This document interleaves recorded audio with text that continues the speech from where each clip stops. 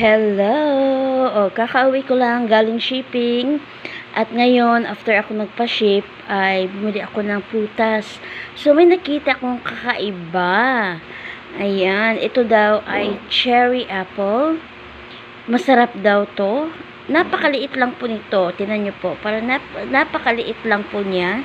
Bumili ako ng ilang peraso dahil may kamahalan po siya. For me, 200 ang kilo. Kaya bumili. So yun, natikman ko na, para siyang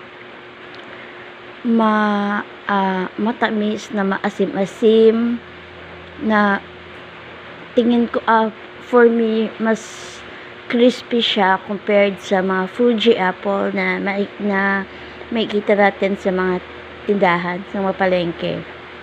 Masim-asim, kaya nilagyan ko ng asin kasi